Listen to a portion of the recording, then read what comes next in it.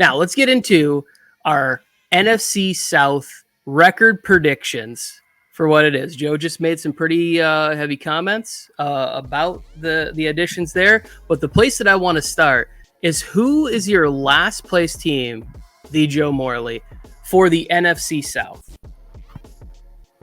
Harrison, is he still in here? Because I hope he's not listening, because I have the Carolina Panthers finishing last in that division one more time. Yeah, that's it seems about right.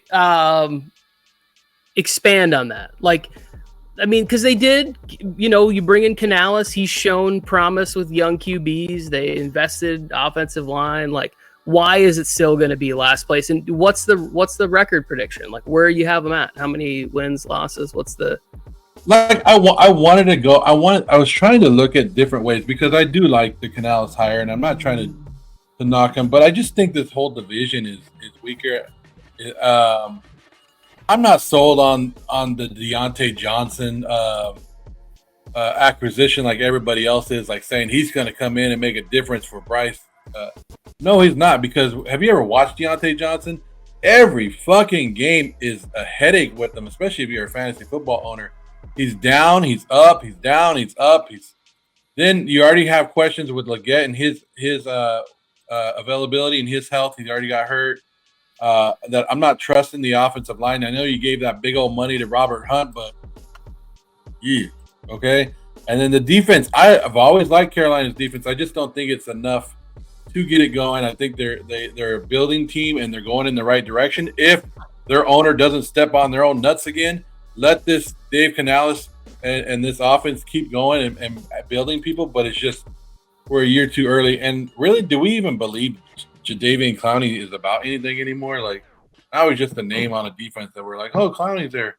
So, anyways, I do have the Carolina Panthers. I have their record. I have them going 4-13. Yeah, I mean, the Clowney thing, it seems like the Clowney thing's more of a depth thing. I'll just go straight into it, Tony, because I have the Panthers as well in last place here. But Harrison, don't get too mad at us. And any other Panthers fans that see this in the clip-ups or the replays, I have them doubling their win total from last year. Like, I have them improving. I think that they got better. They added some more weapons, like Joe was saying, and Deontay Johnson and Leggett for Bryce Young to get the ball too. They added some to this offensive line, but the amount of leaps that they're going to need to take to compete with the teams they have on this schedule, it's tough. And I still like the Buccaneers to be a wild card team or a playoff team or a division winner of this division, competing with the Falcons, and trying not to spoil too much here, but I don't think the Panthers take down the Bucs or the Falcons a single time this season.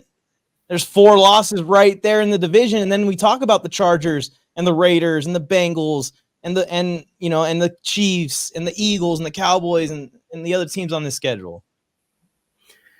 Yeah, Harrison's getting in here and saying that Clowney did have a better season than Burns last year. I think that's also a little bit too of the structure and the system that Clowney was in last year with the Ravens, like having such a productive season, right? Like, one thing I do think is that they did put emphasis on the part that I think is most crucial to winning football games, right? You're focusing on the defensive line.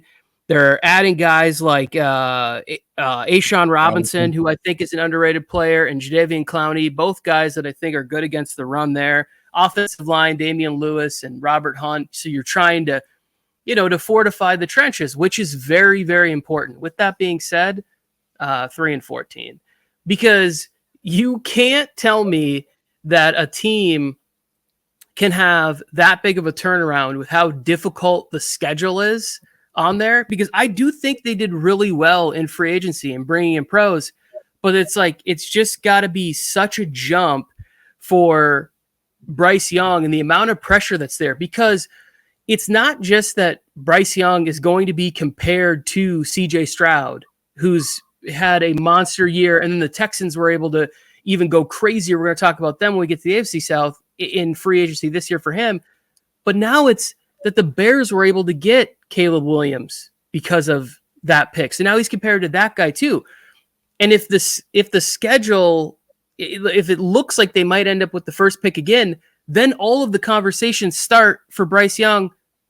Are they looking at fill in the blank, Shedeur Sanders, Quinn Ewers, Beck, I believe his name is, from Georgia, whatever that top QB are they looking to replace him going into year 3? So he's fighting 3 narratives. Like, he's going to have noise canceling headphones on all year in a new system with, like, I was hoping for more. I thought Jonathan Mingo would have more impact in year 1. Maybe, Canales is the key to unlocking that. I think Deontay Johnson is better than what Joe gave him credit for. That guy just seems to be always open. Has a little trouble catching the ball sometimes, but he's always getting open. And then I do think Xavier Legette can have some big impact plays for him this year. But I just don't see this team. And when 3 wins, could I see him at 5 or 6 wins? Yeah, I could see that.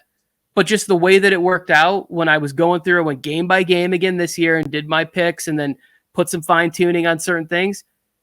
I just had him around that 3 to 5 win team, still vying for that top pick. Now, if Brooks was 100% healthy and he was actually going to start before week 4 or week 5, I might have been able to give him 1 or 2 more games, because that's kind of a guy that I'm looking at could be a difference maker for the Panthers if they can get a running game going and take a little bit of pressure off of Young. But I don't look at Hubbard and Miles Sanders as those guys to do it anymore. I know they still have a little bit left in the tank, but I was hoping that Brooks would come in and be like that young guy that carries this team. But with him being hurt, I just can't give. I think I'm pushing and giving him 4 wins, and that's me being generous because Harris is in the house. Well, I'm with you, Joe, on that. I think I have him at 5 wins. I think it's generous because when I look at this, in order for them to get to 5 wins, I got to call 3 upsets. So even to get to there, I'm calling multiple upsets in the season. And like Tony was saying, nail on the head statement, the jump Bryce Young has to take to even flip 3 upsets versus what is going to be required to have like a CJ Stroud Texans like turnaround for the Panthers this year, 7 or 8 or 9 or 10 upsets. It's just Harrison, Harrison said that it's crazy that we're getting them this many wins with those kind of weapons. If you would have told me Adam Thielen and Deontay Johnson were on the same team in 2017, I would have been like, God damn, you guys are dominating. I don't know. And also, like 5 wins or 6 wins is the same as 7 wins, man. That's kind of where I have it too, Harrison. So we kind of agree with you here. Yeah, and clearly I've been completely wrong about all of this stuff in the past, and will continue to be. And I root for Bryce Young. I was wrong. I said that I would have made him the first round pick if I had to. I wouldn't have traded what they traded to get there, but if I then had that pick and I was in that spot, I would have taken Bryce Young. I root for that young man to succeed.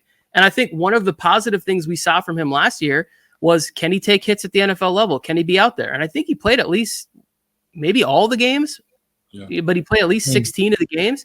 So, that's something CJ Stroud wasn't able to do, wasn't able to stay healthy for all the games on the field. So it's like, that's a bonus for them headed into this year. I'm interested to see, Canales year 1. There's just so much transition and craziness around the organization because of the owner. And they should have that, Tony. That's the thing, is like, it might work out. Canales might be fine. I'm liking some of the clips I'm seeing. I saw a clip of him singing some Bob Marley or something in front of the team. That was a lot of fun. I wish Frank Reich was still the coach of this team. They would have just seen that through and seen what he was going to do, at least in this first, couple years with Bryce Young, and then make the move off of Reich if things aren't going well, instead of, first season just because the team sucks. It sucks. It sucked last year that Frank Reich gets the axe right away like that. Here and Harrison, I know you're upset with our predictions, and of course, every Panther player or fan would be upset if somebody goes, "Your team's only winning 4 games." See from the Panthers and from Dave Canales. This is what Canales was brought into. You want to see the improvement of Bryce Young throughout this season and have him grow. He did it with Geno Smith 2 years ago. Yeah. He did it with Baker Mayfield last year, and now he's going to do it with Bryce Young. And the wins and losses, they do matter in the NFL, but with a team like this, you're not looking at the wins and losses. You're looking at how close the games are. They're not getting blown out. They're not looking stupid on the field. They know what they're doing, and that will build up for next year. I think what really hurt Carolina this year is missing that first round pick that they would have had. That would have been one more extra player that could have gave them somewhere else. And it would have been a top 10 pick. It would have been number 1 overall pick that they could have done whatever they wanted to. But yeah, I think that hurts them real bad. It would have been Marvin Harrison Jr. Well, I don't know. I will say this lastly. With them pushing back the trade deadline that extra week, I do think that there's an opportunity for more teams to become sellers at the deadline, where teams might reach out and say, "Hey, what's the action on Clowney? Can we send a fourth round pick to add him to our team that's trying to, compete here at this portion of the year because we need D-line help?" And I think the Panthers could have a shot where they say, like, let's get some of these young guys on the field and let's try to add some more draft capital to our weaponry going forward, because those type of things are, what you hope for with your organization. Like, can we build forward? And for any of the Panthers fans to be like super upset, it's like we kind of saw this last year when tickets were being sold for like 50 cents or whatever it was. Like, we already know that they're pissed off about what's going on around there. It is hope season. So, like, I could see Panthers fans saying, like, we're a 9-10 win team, because that's what time of year we're in right now. Speaking of 9 or 10 wins, tickets, Tony, I want to see the owner throw some soda at a fan. I want to see the owner act stupid. I think we'll see more looking at the owner's box than looking on the field. We'll see more action up there. I think they have too much talent for that. I do think they'll be competitive, even though my win total doesn't reflect that. But 9 or 10 wins, we were just talking about that. That's been good enough to win this division. So I'm going to go to Mike on this one. Who is your division winner for the NFC South? Oh, we're going to the top of it now. Yep, we're going from the bottom to the top. And I see Duct Tape Dynasty, we're not avoiding your question here. It's just really off topic. Maybe at the end of the show, we'll talk about Colin Kaepernick to the Chargers, which has already been declined.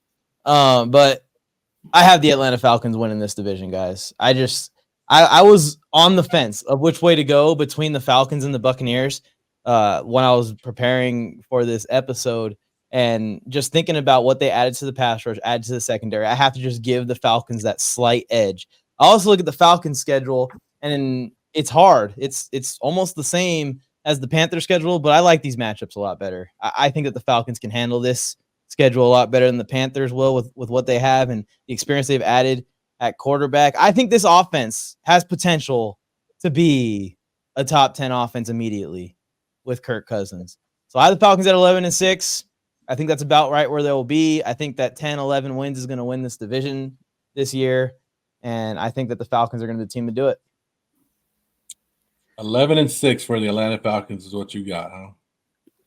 You look at the team; they looked good last year. There were moments where the Falcons were on upset alert on my TV. It seems like week after week after week. So I think that the addition of Kirk Cousins is just going to make this offense go to the next level. And it's the Bijan Robinson show. Tyler Algier is still there, so it doesn't get too crazy on the volume. But let him loose. Let him loose, Raheem. Let him loose.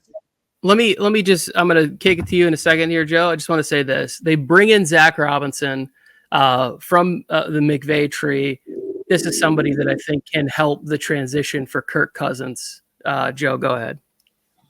I, too, have the Atlanta Falcons winning this division, but I don't have 11 wins. I got them winning it with 9-8. 9-8 Okay. is what's taking this division.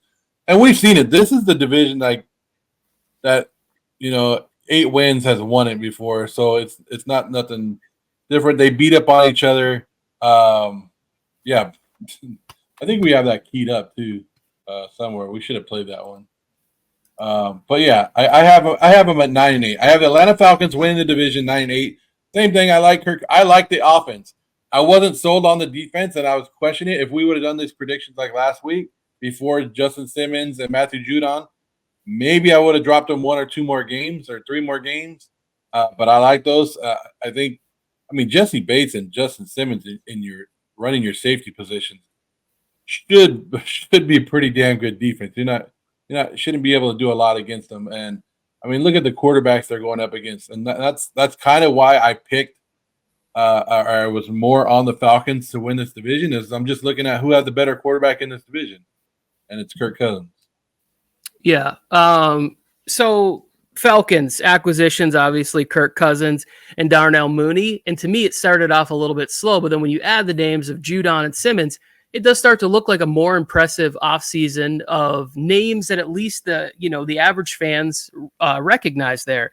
They didn't lose too much in the departures department. Jonnu Smith, Jeff Okudah, Cordero Patterson, and Matt Collins, some special teams, which I think that kind of hurts that aspect of it. Those are two guys that I think are really going to thrive in this new dynamic kickoff, or whatever the NFL's calling it. So I think that's there. I want to say this, and I wrote this down in my notes when watching Michael Penix. I think Michael Penix is starting this year at some point. And I would say Atlanta Falcons fans need to be very, very sort of patient with what happens. They open the season Steelers, then they go on the road to Philadelphia, and then the Chiefs. Those are the first 3 weeks. What happens if this team starts 0-3? The fans are going to be saying, we want to see Michael Penix out there. Like, I think they need to be very patient with what happens. Now, could the Falcons, if the Falcons run off 3-0 with that start, then it's Kirk O'Chains, it's, Falcons to the moon type, conversations. But on the other hand, it's a situation where you drafted for the future and it looks great. I have said that I like the move. I wouldn't have had the balls to do it, but I really applaud the move, and I think long-term it'll work out for them. But we're in a situation where it's like week 4, we got the Saints coming into our building. We're 1-2. Like, we just got boat raced by the Chiefs' new offense because Hollywood Brown is back out there. Like, where are we at here? Like, I don't know. I know Raheem Morris was there in the past, but we're talking about a whole new team since then that's there and trying to incorporate it. And how much is Kirk Cousins able to do off that Achilles and stuff like that? And is the offensive line still going to have the same ability that it had a year ago? You can't guarantee that, even though all of those guys are back, and I do think it's good. I have the Falcons also at 9-8, but they are my second team in the division. But I like to see that you guys are, there. And when Taylor Heineke gets cut, we need a backup out here in Los Angeles. So who do you have number one? Send them our way. Who do you have number one? There it is, Joe. Number 1, Tampa Bay Buccaneers. I got them at 10-7. And when you look at the Bucs offseason, for me, it's like they didn't spend a lot free agent wise on free agents outside of the Buccaneers because they know that the core's there. It's established. They made one of the toughest transitions in football, which is not having Tom Brady in your locker room anymore. And we've seen what that has done to the Patriots. The Buccaneers were able to lose Tom Brady, and Baker Mayfield came in year 1, and they kept the division winning streak going. And last year I was really low on the Buccaneers. Even though I'm a huge Baker Mayfield fan, I think he's super entertaining, and I think that he's a good quarterback, can be very good at times. But the acquisitions for them is like they re-up with Baker Mayfield in a contract that we don't think cripples their salary cap. Levante David, somebody who would be a future Hall of Famer for me, I think keeping him around, keeping the culture going is great. Mike Evans, he decides not to go to Kansas City. When I heard him say oh yeah, we were looking at KC and whatever, I was like, and he's like, my wife said we need to stay in Tampa. I was like, we all need to get a GoFundMe together and send this woman on vacation, like a fully pampered package, because I would have hated Mike Evans in Kansas City. And they're able to retain and keep good grounds with Antoine Winfield Jr. They're bringing in another OC from the McVay tree. I think it's Liam Cohen there. So I think Baker's going to be in a good spot there. I really liked the rookie that they got, Jalen McMillan from Washington. So now you have Trey Palmer, who had some breakout moments last year, behind Godwin, behind Evans. I think this offense has a chance to be very good, along with Todd Bowles' defenses are always right there. So I got the Bucs at 10-7. I'm with you, Tony, and I'm kind of hedging my bets here a little bit, but I think it's between these two teams, and it's going to be razor close and come down to probably the games against each other down the stretch of the season. I think they play each other week 14 or something. No, they play each other twice early in the year in the first half. So that's interesting to see. But I had the Bucs at 10-7 also, Tony, coming in second. It's just 'cause I had the Falcons winning so many games, but like you're saying, at the start of the season, I have them upsetting either Philly or KC, one of the two, open the year 2-1. That flips, or they lose that Pittsburgh game to start the year. My record prediction is flipping to the Buccaneers winning this division right then and there. So I'm with you on the Bucs. I also think that Baker Mayfield is underrated too. I think that the gap between him and Kirk Cousins isn't as wide as the gap between Kirk Cousins and the other two quarterbacks in this league, especially Derek Carr. Where the fuck are you guys finding all these wins for this shitty ass division? This is historically one of the worst divisions in the regular season. Where the fuck are you finding all these wins? Given just 11 wins here, 10 wins there. These guys don't win regular season games. There's 4 teams in this division, Joe, and I have 32 total wins. Oh my god! This is insane. Like, I had the Saints at 7-10, the Panthers at 5-12, the Bucs at 10-7, the Falcons at 11-6, which is just a few off of yours, right? What do you have the Bucs at? I have the Bucs at 7-10. 3-win difference. So I have them in third place of the division. So here I have Falcons 9-8, Falcons 9-8, Saints 8-9, Bucs 7-10, and the Panthers 4-13. Damn, you got the Saints winning a lot of games at 8-9. Yeah. Yeah, Spencer Rattler is going to be badass. But I have him at 7-10, so I only have him off by 1. That's my point. I'm being sarcastic here. We're not to the Saints yet. Mike, that was an interesting way that you worded it. I have 27 wins for this division. I just feel like the Bucs suffer from being in Tampa Bay. Like, that's really like a real thing, because the fan base just doesn't get enough. They don't get enough of the major market games. Like, just think about the amount of really good players that they have on this team. Like, imagine if Mike Evans was a Cowboys receiver and he's done what he did.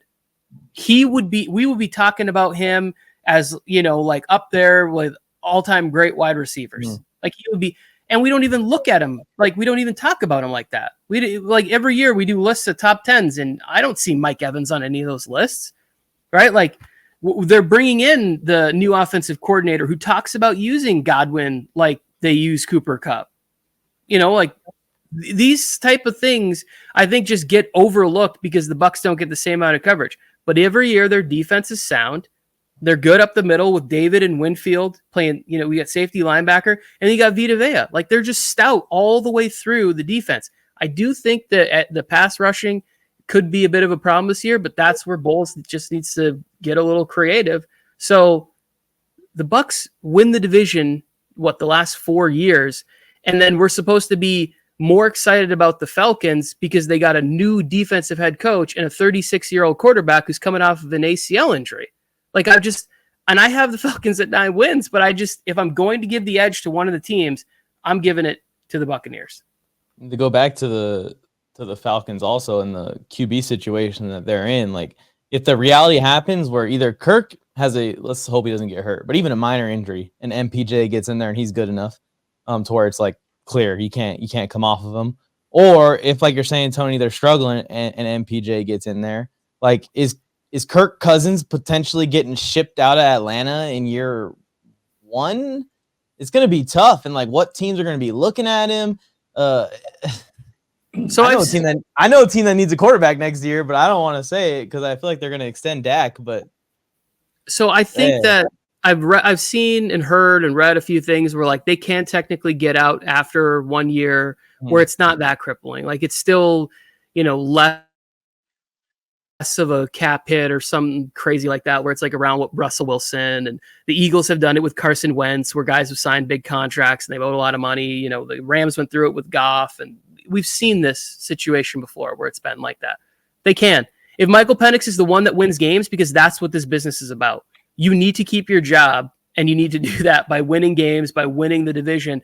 So yeah, could the Falcons win the division? I think so. I think there's a little bit more swirling around them, and there's a more continuity with the Bucs, and I think that's a big part of it. And I think the offensive line is a big part of it too. Like, I really like the addition of Graham Barton for the Buccaneers at center. I think that having somebody there, and like, will there be some bumps maybe early on in the season with a rookie at center? Sure. Playing that position for the first time since like his sophomore year at Duke. There could be some bumps, but by the end, I think he'll be rocking and rolling. Give the ball to Bijan, please. Please give it to Bijan over and over and over and over again. It'd be fun. It'd be fun to me though, because last year I think I rode with the Saints being like 11-6 or something like that. Same thing because of the whole QB acquisition, and it just completely went wrong. Well, I'm glad that you brought up the Saints because that is our final team to talk about with the NFC South. So I have the Saints finishing third in this division at 5-12, and the reason that I am so low on the Saints, and I know Saints fans see this, that I'm an idiot and whatever. I just think Dennis Allen starting the season on the hot seat. You have Derek Carr there, and when I look at the offensive line for this team, there's just way too many question marks about how it's going to be. And if you have a quarterback that is as good as Derek Carr is, but needs that comfort, needs that time in the pocket, has a tendency to maybe be a little more protective with the ball. I'm trying to find the right way to word this. I don't necessarily think that it's going to be a situation where he's going to be able to thrive. Then you have people fighting for jobs, placing blame. The defense is still really good. DeMario Davis, another one of those underrated guys I don't think we talk about enough. Cam Jordan's still there. The acquisition of Chase Young, does that work out? Does he maybe reach potential a couple years removed from a serious knee injury? I just look around and I go, at what point do the wheels fall off and people just start pointing fingers and then the fans demand they want to see Spencer Rattler? Like I saw some hilarious comments where it was like, why are we, what are we doing playing Spencer Rattler so much? We need to protect him for the regular season. Like, let's put Derek Carr back out there. I'm like, holy shit, man. Saints fans turned on this guy really quick. So I can see the Saints winning 9 or 10 games, but more often than not, when I'm doing the game predictions for them, I have them losing the football game. Fade the Saints, in other words. Joe, what do you got on the Saints? Well, this is another team. Like I have them, like I said, I have them going 8-9, but I could also see them like you said, Tony. This could be that team that explodes, and then by week 6, we're like, hey, they might be the first one to fire their head coach. They might be making changes. There's a lot of things that could go on, but I never go against the Saints. I mean, the Saints defense is what I think is going to carry them. And Derek Carr makes enough plays to keep him in the game as long as he doesn't screw it up at the end. That defense should be able to win enough games for him. So, 8-9 is not a winning season or anything like that. It's nothing great to have, but that's where I got them at and right now. But just after their first preseason game I could see a big some of these receivers getting mad because some of those throws were bad. But Jake Haener why aren't they talking about Jake Haener? He looked good too. Yeah, but it's, whatever it is with a fan base, it's whatever new and shiny and whatever. Because last year they talked about Jake Haener too. And like, oh, this guy, they're comparing him to Brock Purdy. Remember all those things? Like we drafted this year's, guy that's going to explode onto the scene. And Derek Carr was out there and good enough and battled through injuries. Like Derek Carr is very tough. Like, I mean, we've seen it. The guy gets on the field, stays on the field, and he's competitive. When teams teeter in the middle, at a certain point, you go one way or the other. And when I'm factoring that in, I look at what's the ground the coach is standing on? What's the ground the quarterback's standing on? And if those two positions are on shaky ground, I just don't see the teetering going north. It goes south. The win total is not going to jump from 7 wins to that many wins. It's going to jump. It's going to fall. So is this team a team that's a candidate to be sellers at the deadline, you think? Yeah, some of the veterans. Marshawn Lattimore will be an asset. I think people will be looking at maybe some other guys. I think Chase Young's on a 1-year deal. Somebody might be looking for that. Alvin Kamara, anybody? Maybe. I think Chris Olave would be like their untouchable guy, but everyone else seems like might be on the table. I think a lot of some of those guys, offense wise, Rashid Shaheed is somebody that I really like. I think A.T. Perry. Like when I watch A.T. Perry, he flashed in the preseason last year. He did it again in game 1. I get so frustrated because him he has similar measurements to Quentin Johnston. And I was like, A.T. Perry's going to be a 6th round draft pick. I think they drafted him in the 5th round. This guy's going to go way later, and he's got similar everything. Like, if we're looking for just measurements, why aren't we waiting to get a similar player in round 5 or 6 as opposed to in the 1st round? And we're passing on really like other like positions of more need last year. Like wide receiver to me wasn't a need, or it was like, I feel really good about 3 of the wide receivers. I don't think this is a spot we should be drafting in the 1st round. Anyways, I think A.T. Perry is a good player. I think he's somebody else they'd like to keep around on the roster. So there are guys like that. And then there's guys like Demario Davis, where it's like he's bounced around a little bit, but he's also putting together a Hall of Fame resume. Like if you go back and look at Demario Davis has been like an all-pro 1st or 2nd team like 5 or 6 times in his career. Like he's really put together a nice career. Cam Jordan, another guy I think is going to get Hall of Fame jacket someday. So like I think those guys stick around, but yeah. Lattimore to the Chargers. I'm just trying to will it into existence, Tony. Lattimore to the Chargers, week 6 or so is perfect little injection of some fire to the secondary. That'd be fun. So, Tony, what's your division ranking again? Go ahead and say it. Yep. So we're going to do this right now. I'll go through. I'll start. I have the Buccaneers winning the division at 10-7, the Falcons coming in 2nd at 9-8, the Saints in 3rd at 5-12, and the Panthers in last at 3-14. Mike? Falcons at 11-6, winning this division. Let's go. Kirko Chains. Yeah, baby. Buccaneers at 10-7 like Tony, but just losing it out by 1 game, probably a wild card team. Saints at 7-10. Honestly, though, you guys convinced me to lower this. And I have the Panthers at 5-12. I got the Falcons at 9-8, winning that division. Saints 8-9, Bucks 7-10, and the Panthers at 4-13 to round out the bottom of that. So, playoff teams. How many playoff teams out of this division for you guys? 2 if they stay healthy. I have 1. I just have the division. I have my wild card team is from the NFC North. So. Yeah, I have 1. I have the division winner, and that's it.